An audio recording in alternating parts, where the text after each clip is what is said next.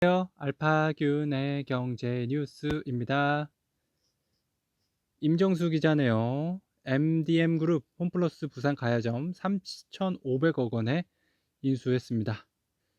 국내 최대 부동산 개발 회사인 MDM그룹이 사무투자운용사 MBK 파트너스가 보유한 홈플러스 부산 가야점을 인수한다. 연초 코란코 자산신탁 보유의 홈플러스 점포들을 인수한 이후 MBK가 폐점하기로 한 매장에 대한 추가 인수에 나선 것이다. MDM그룹은 대형 유통점 건물을 허물고 분양 매출 1조 원에 육박하는 주상복합 아파트를 건설해 분양할 계획이다.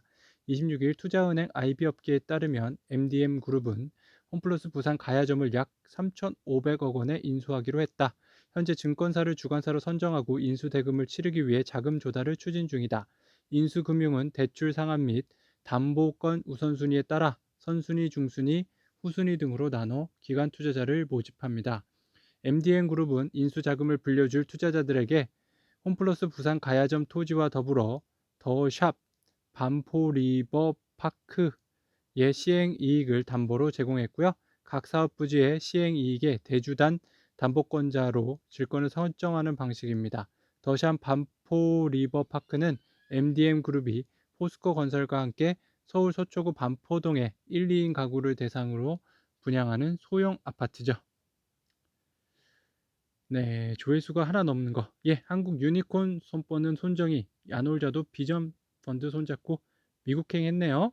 야놀자 역시 비전 펀드 투자 유치를 희망하고 있어요. 국내와 해외 시장을 상장을 저울질해 왔지만 해외 시장보다는 낮게 평가되는 국내 시장의 야놀자 기업 가치 평가에 만족하지 못해서인데요.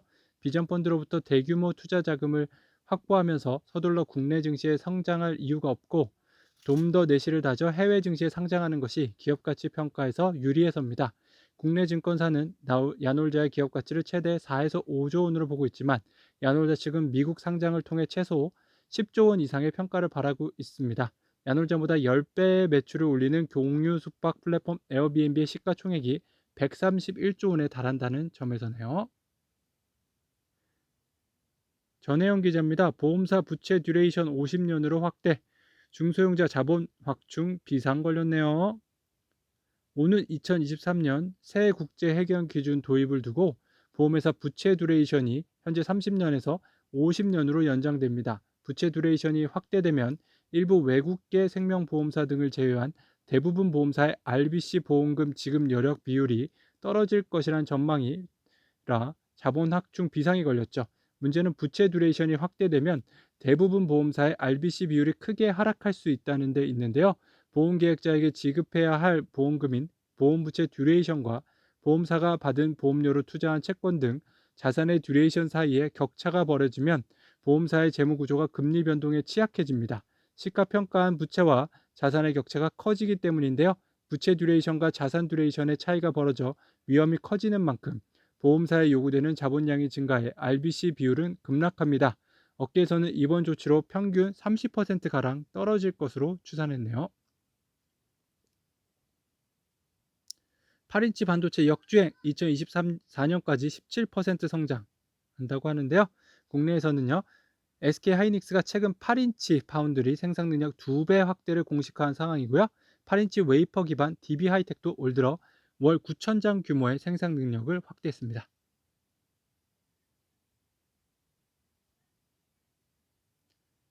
기본소득 국고 낭비를 잡아낼 기회라고 하네요. 중소벤처 지원 한 해 1,600개가 넘는 사업에 40조 원이 듭니다. 1,000만 가구에 400만 원을 줄 수 있는 돈을 쓴다면 어떻게 사업을 키워서 보답할지 밝혀야죠.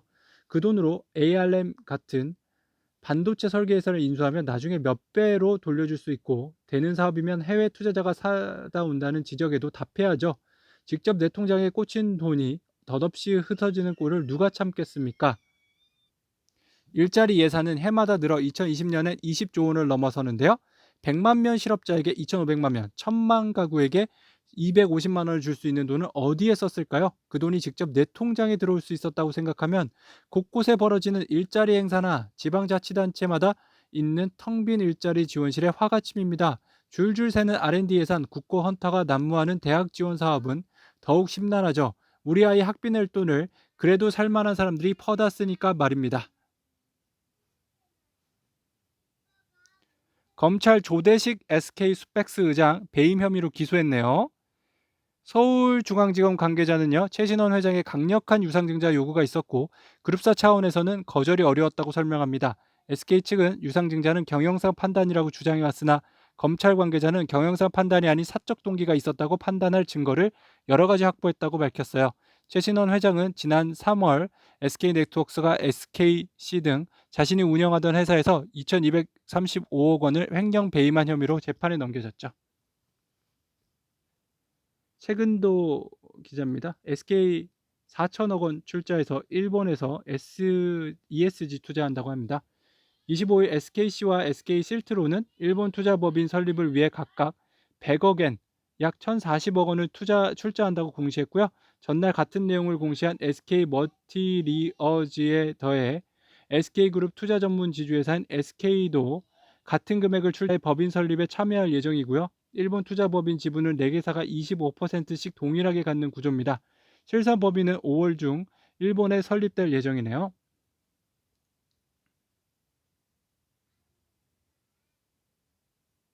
네, 이렇게 뭐 댓글이 업비트로 자리 넘겨러 금감원 부국장 사직서 냈네요.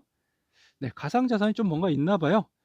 블록체인 전문가로 불리는 금융감독원 부국장이 가상화폐 거래소를 이직하기 위해 사직서를 낸 것으로 확인됐고요. 금융당국인 금감원 직원이 가상화폐 거래소로 자리를 옮기는 건 처음입니다. 25일 금융권에 따르면 금감원 부국장인 A씨는 이날 국내 대형 가상화폐 거래소 업비트로 이직하려 금감원을 퇴직했어요. A씨는 금감원에서 블록체인 전문가로 꼽히는 인물입니다. 그는 2018년 핀테크 현장 자문단에서 일하며 블록체인 기술과 해외 사례 등을 연구해온 것으로 알려졌죠. 애플 페북 가상 세계에서 한판 붙자. 실리콘밸리 스타트업의 반란입니다.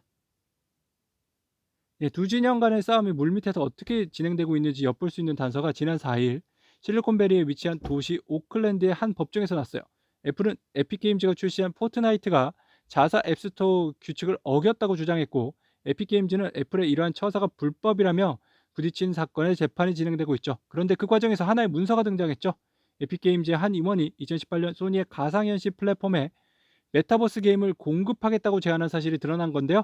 당시 에픽게임즈는 애플, 구글 등 플랫폼과 전쟁을 벌이기 전이었지만 지금 이대로 양대 플랫폼의 높은 수수료 당시 30%에 묶여서는 안 된다는 사실을 깨닫고 플랫폼 다변화를 노린 건데요. 한마디로 메타버스 게임 시장에 대한 전망이 매우 좋다는 사실을 에픽게임즈는 3년 전부터 깨달았던 셈입니다. 이를 모를 리 없던 애플이었기 때문에 결국 에픽게임즈와 애플은 피할 수 없는 한판 싸움을 시작했죠. 퍼블릭 골프장 황제요금, 해원제 부킹, 그림의 떡, 골퍼들 뿔났네요. 또 다른 골프장은 매출이 늘자 사주 친척이 운영하는 컨설팅 업체 허위 계약서를 꾸며 자문료 명목으로 가짜 세금 계산을 받다가 조사 당국에 적발됐습니다. 이 업체 대표는 골프장에 근무한 적도 없는 배우자에게 고급 외제 법인차와 고급 급여 몰아주다 결국 세무조사 대상에 올라 수십억 원대 법인세를 토해냈죠.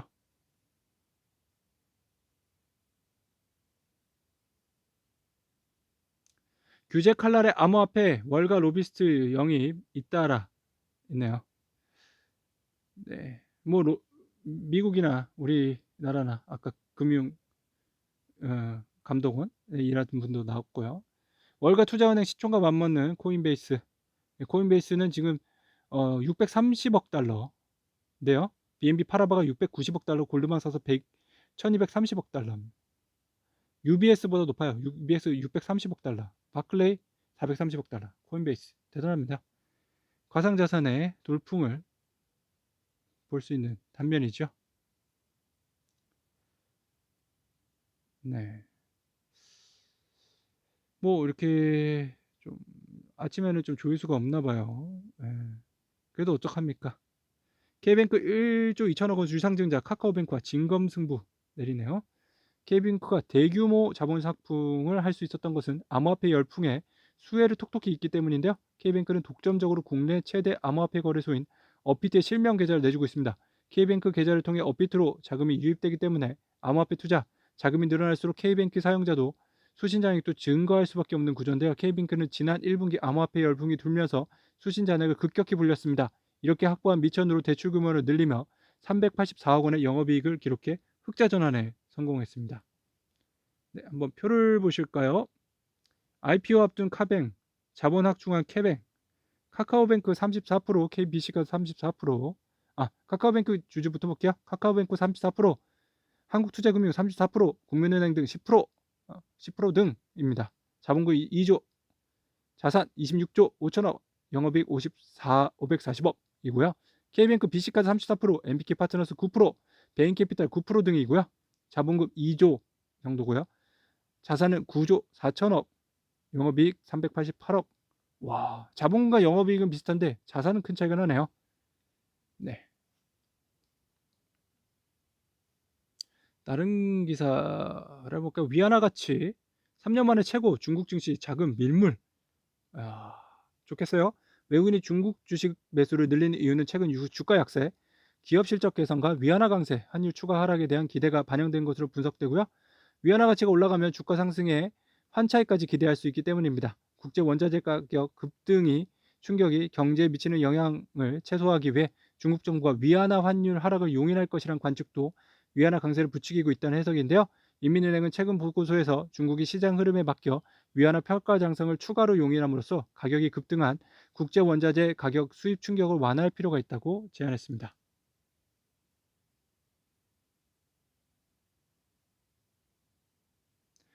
야놀자 나스닥 직행 손정이 2조 투자한다고 하죠.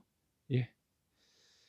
자, 이번 거래가 성사되려면요, 기존 주주들이 모두 비율만큼 지분을 매각하는데 동의해야 합니다. 기존 주주에는 싱가포르 투자청 GIC를 비롯해 부킹홀딩스, 파트너스 인베스트먼트, 뮤렉스 파트너스, 아주아이비 투자, SBI 인베스트먼트, SL 인베스트먼트, 스카이레이크 인베스트먼트 등이 있습니다. 야놀자가 2019년 GIC 등으로부터 마지막 투자 요청을 받을 당시 기업가치 1조 원이었어요. 기존 투자는 상당한 차익을 실현할 기회인 만큼 지분 매각에 동의할 것으로 보입니다. 네, 여러분들 알파gün의 경제뉴스 많이 사랑해주세요. 감사합니다.